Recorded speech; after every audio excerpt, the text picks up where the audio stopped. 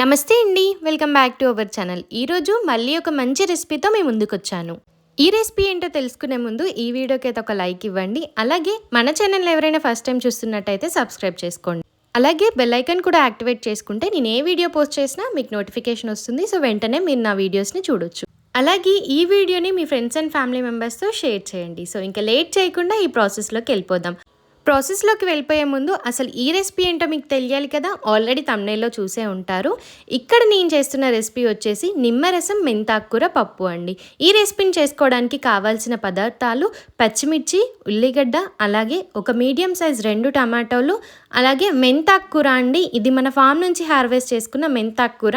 అలాగే ఒక కప్పు పెసరపప్పు మెంతాకూర ఎలా తీసుకోవాలి అని అంటే, మనం మెంతాకూర కొద్దిగా ఎక్కువ తీసుకొని పెసరపప్పు కొంచెం తగ్గించి తీసుకుంటేనే రుచిగా ఉంటుంది. నేను ఇక్కడ తీసుకుందైతే 2 కట్టెల మెంతాకూర అండి, అంటే 2 బంచెస్. అలాగే పెసరపప్పు వచ్చేసి 1 కప్పు పెసరపప్పు. మనం కప్ అంటే టీ గ్లాస్తో కొలుచుకోవచ్చండి, 1 టీ గ్లాస్ పెసరపప్పు. ఇంకా నిమ్మరసం మెంతాకూర పప్పు రెసిపీని అయితే స్టార్ట్ చేద్దామండి. స్టవ్ ఆన్ చేసి ప్యాన్ పెట్టుకొని ప్యాన్ కొంచెం హీట్ అయిపోయాక 3 టేబుల్ స్పూన్స్ ఆయిల్ వేసుకోవాలి. ఈ ఆయిల్ కూడా కొంచెం హీట్ అయిపోయాక దీంట్లోకి పోపు దినుసులు వేసుకోవాలి. 1 టీ స్పూన్ ఆవాలు, 1 టీ స్పూన్ జీలకర్ర. ఇవి 2 ఆయిల్లో ఫ్రై అయిపోయాక ముందు కట్ చేసి పెట్టుకున్న పచ్చిమిర్చి అలాగే ఉల్లిగడ్డ వేసుకోవాలి. మిర్చిని ఇలా పొడుగ్గా కట్ చేసి వేసుకోవడం వల్ల సపరేట్ చేసుకోవడానికి ఈజీగా ఉంటుంది. అలాగే దీంట్లో ఉన్న కారం అంతా మన రెసిపీకి పడుతుంది. సో మీరు కూడా ఎప్పుడైనా ఇలా పప్పు రెసిపీస్ చేస్తున్నప్పుడు మిర్చిని అయితే పొడుగ్గా కట్ చేసుకోవడానికి ట్రై చేయండి. కొంచెం సాల్ట్ వేసుకుంటే మిర్చి, ఆనియన్ తొందరగా ఫ్రై అయిపోతాయి. అలాగే మిర్చి చేదు రాకుండా ఉంటుంది. ఆనియన్, మిర్చి కొంచెం ఫ్రై అయిపోయాక దీంట్లోకి టీ స్పూన్ అల్లం వెల్లుల్లి పేస్ట్ కూడా వేసుకోండి. అల్లం వెల్లుల్లి పేస్ట్ పచ్చివాసన పోయేదాకా కలుపుకొని దీంట్లోకి 1 టీ స్పూన్ పసుపు వేసుకోండి. పసుపు కూడా ఒకసారి మంచిగా మిక్స్ చేసుకోండి. ఈ పచ్చిమిర్చి, ఉల్లిగడ్డ మంచిగా ఫ్రై అయిపోయాక దీంట్లోకి మనం ముందుగా కడిగి కట్ చేసి పెట్టుకున్న మెంతాకూరను వేసుకోండి. మెంతాకూరని కట్ చేసి పెట్టుకుంటే ఫ్రై చేసుకునేటప్పుడు ఈజీగా ఫ్రై అయిపోతుంది. అలాగే తినేటప్పుడు కాడలు రాకుండా ఉంటుంది. సో ఇక్కడ చూపించినట్టుగా చిన్న చిన్నగా కట్ చేసి వేసుకోండి. ఇలా వేసుకున్నాక దీన్ని కూడా ఆయిల్లో ఫ్రై చేసుకోవాలి. ఆయిల్లో పర్ఫెక్ట్గా కుక్ అయిపోతేనే మనకి ఈ రెసిపీ టేస్ట్ వస్తుంది. అలాగే మెంతాకు చేదు రాకుండా ఉంటుంది. ఈ మెంతాకూర పప్పు చేస్తే మీకు డౌట్ రావచ్చండి, చేదుగా ఉంటుందేమో. మెంతాకూరని ఇలా ఆయిల్లో ఫ్రై చేసి పప్పు చేసుకుంటే చాలా రుచిగా ఉంటుంది. అస్సలు చేదనేదే తెలియదండి. మెంతాకూరని ఇలా క్యాప్తో క్లోజ్ చేసి ఒక 5 నిమిషాల పాటు ఆయిల్ అంతా రిలీజ్ అయ్యేలాగా కుక్ చేసుకోండి. ఆయిల్ పైనకి తేలుతున్నప్పుడు ఒకసారి మంచిగా మిక్స్ చేసుకొని మనం ముందుగా వాష్ చేసి నానబెట్టుకున్న పెసరపప్పుని కూడా దీంట్లోకి వేసుకోవాలి. వాటర్ ఏం లేకుండా చూసుకోండి.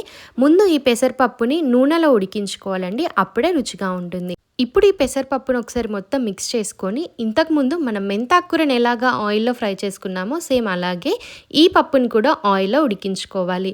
లిడ్తో క్లోజ్ చేసుకొని ఒక 5 మినిట్స్ ఆయిల్లో ఉడికించుకోవాలి. మనకి ఇది ఆయిల్లో ఉడికిందా లేదా అని తెలియడానికి ఒక్కసారి మిక్స్ చేసుకొని కొంచెం పప్పును హ్యాండ్లోకి తీసుకొని పప్పును ప్రెస్ చేయండి. అప్పుడు సాఫ్ట్గా ప్రెస్ అయిపోతే పప్పు ఆయిల్లో మంచిగా ఫ్రై అయిపోయిందని అర్థం. మీరు ఇక్కడ చూసినట్టయితే నేను ఇక్కడ చెక్ చేస్తున్నాను. సేమ్ అదే విధంగా మీరు కూడా చెక్ చేసుకోండి. మనకి పప్పు ప్రెస్ చేసినప్పుడు బ్రేక్ అయితే పప్పు ఆయిల్లో పర్ఫెక్ట్గా కుక్ అయిందని చెప్పి అర్థం. ఇలా పప్పుని కూడా ఆయిల్లో ఫ్రై చేసుకున్నాక మనం ముందుగా కట్ చేసి పెట్టుకున్న 2 టమాటా ముక్కల్ని కూడా దీంట్లోకి వేసుకోవాలి. ఈ టమాటా ముక్కల్ని కూడా ఆయిల్లో ఫ్రై చేసుకుందాం కాసేపు. టమాటా ముక్కలు కూడా వేసుకొని ఒకసారి మంచిగా మిక్స్ చేసుకొని లిడ్తో క్లోజ్ చేసుకొని ఒక 2 మినిట్స్ పాటు అలానే వదిలేయండి. ఆవిరికి ఆయిల్లో ఈ టమాటా ముక్కలు పర్ఫెక్ట్గా కుక్ అయిపోతాయి. ఇలా టమాటా ముక్కలు కుక్ అయిపోయాక దీన్ని ఒకసారి మంచిగా మిక్స్ చేసుకోండి. ఇలా మిక్స్ చేసుకున్నాక దీంట్లోకి మనం వెల్లుల్లి వేసుకోవాలండి. వెల్లుల్లి ఒక కంప్లీట్ వెల్లుల్లిని తీసి పొట్టు తీసి ఇక్కడ చూపించినట్టుగా కొంచెం కచ్చాపచ్చాగా దంచుకొని ఈ వెల్లుల్లిని కూడా వేసి ఒకసారి మొత్తం మిక్స్ చేసుకొని లిడ్తో క్లోజ్ చేసుకుంటే ఈ పప్పుకి వెల్లుల్లి ఫ్లేవర్ అనేది పర్ఫెక్ట్గా పడుతుంది. సో అందుకోసమని వెల్లుల్లి వేసాక ఒక 2 మినిట్స్ పాటు లిడ్తో క్లోజ్ చేయండి. ఆ 2 మినిట్స్ తర్వాత తీసి చూద్దాము. వెల్లుల్లి ఫ్లేవర్ అనేది పప్పుకు పడుతుందండి. ఇప్పుడు దీంట్లోకి మనం నిమ్మరసం వేసుకోవాలి. నిమ్మరసం వేసుకోవడం వల్ల మంచి టేస్ట్ వస్తుందండి. నిమ్మరసమే కాకుండా చింతపండు రసాన్ని కూడా వేసుకోవచ్చు. కొంతమంది నిమ్మరసాన్ని ఇష్టపడరు. వాళ్ళైతే నిమ్మకాయ బదులు చింతపండు రసాన్ని కూడా వేసుకోవచ్చు. చింతపండు రసం ఎంత వేసుకోవాలి అంటే సేమ్ ఇక్కడ చూపించినంత సైజ్ నిమ్మకాయ ఎంత సైజ్ చింతపండుని వాటర్లో వేసి పెట్టండి. దాంట్లో నుంచి వచ్చిన చింతపండు రసాన్ని ఈ పప్పులో వేసేసుకొని ఆ పులుపును బ్యాలెన్స్ చేసుకోవడానికి కొద్దిగా వాటర్ వేసుకోండి. పులుపు ఒకటే బ్యాలెన్స్ చేసుకోవడానికి కాదండి, పప్పు కూడా మెత్తగా కుక్ అవ్వడానికి. ఈ కుక్ చేసుకునే ప్రాసెస్‌లోనే మనం ఉప్పు, కారం ఏది తక్కువ ఉన్నా కూడా వేసుకోవాలి. ఆ తర్వాత వేసుకుంటే పప్పుకు సరిగ్గా పట్టదు. అలాగే రుచిలో కూడా చేంజ్ ఉంటుంది. సో, ఇప్పుడే మీకేమైనా ఉప్పు, కారాలు పడతాయి అంటే ఇలా ఉడికించుకునే సమయంలోనే వేసుకోండి. నేనైతే ఆల్రెడీ పచ్చిమిర్చి వేశాను కాబట్టి ఇంకొంచెం కారం వేసుకుంటున్నాను. కారం ఎక్కువగా తీసుకోవట్లేదు. పచ్చిమిర్చి వేశాను కాబట్టి. పచ్చిమిర్చితోనే బావుంటుందండి. అందుకోసమనే నేను మాక్సిమం పచ్చిమిర్చి వేసి చేశాను. పచ్చిమిర్చి కారం కొంచెం తక్కువగా ఉండడం వల్ల ఇక్కడ కారప్పొడిని వేసుకుంటున్నాను. ఇలా కారప్పొడి, ఉప్పు 2 వేసేసుకొని మంచిగా మిక్స్ చేసుకొని దీంట్లోకి ఇప్పుడు కొద్దిగా జీలకర్ర మెంతి పౌడర్ వేసుకోండి. ఆల్రెడీ మనం మెంతాకు చేసుకుంటున్నాం. మెంతి, జీలకర్ర ఫ్లేవర్ వేసుకోవడం వల్ల ఇంకా మంచి రుచి వస్తుంది. అలాగే పులుపును కూడా బ్యాలెన్స్ చేస్తుంది. మనం వేసుకున్న నిమ్మరసానికి పులుపు బ్యాలెన్స్ చేసుకోవడానికి ఈ మెంతి, జీలకర్ర పౌడర్‌ని వేసుకున్నాను.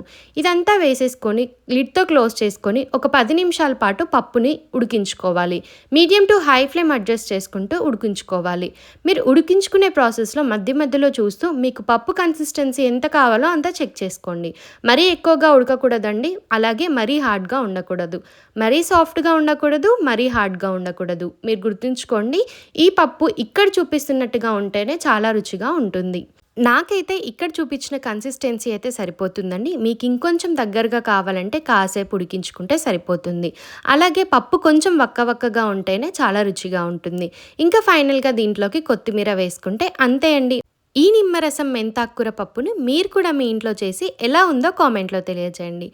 ఈసారి మెంతాకు పప్పు చేస్తున్నప్పుడు మర్చిపోకుండా ఇక్కడ నేను చూపించినట్టుగా నిమ్మరసం మెంతాకు పప్పు చేసి చూడండి. చాలా రుచిగా ఉంటుంది. అలాగే ఈ వీడియో మీకు యూజ్ అవుతుంది అనుకుంటున్నాను. మరిన్ని ఇలాంటి రెసిపీస్ కోసం మన ఛానల్‌ని అయితే సబ్స్క్రైబ్ చేసుకోండి.